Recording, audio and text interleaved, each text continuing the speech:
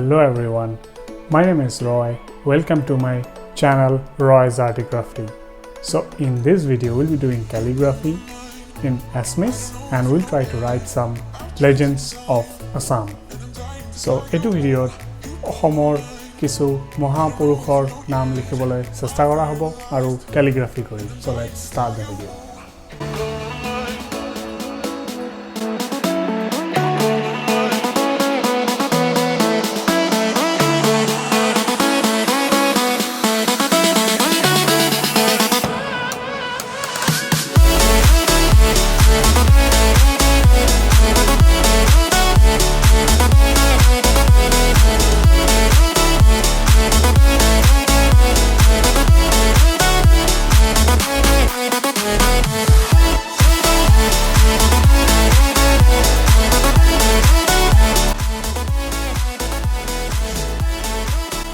So এতিয়া এই এক্সাম্পলত bold ষ্টাইলত কেনেকৈ লিখা হয় সেইটো চোৱা হ'ব।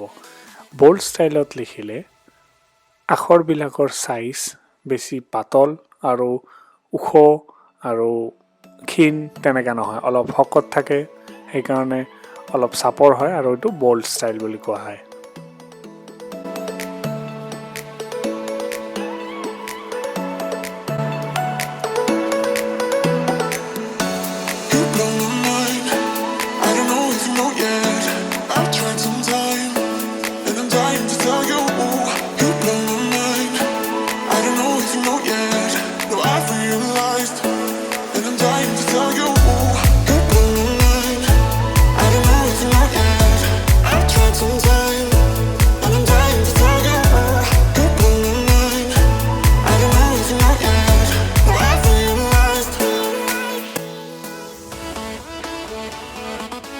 এইটো উদাহৰণত ফ্লৰিশ কৰা হ'ব। ফ্লৰিশ মানে অলপ ষ্টাইল, মানে এই কেনেকৈ অলপমান টিকনিডাল এক্সটেণ্ড কৰি দিয়া যায়, কেনেকৈ লাষ্টৰ আখৰটো এক্সটেণ্ড কৰি এটা ঘূৰণীয়া পাক দিয়া যায়, তো এইবোৰত মানে ফ্লৰিশ বুলি কয়।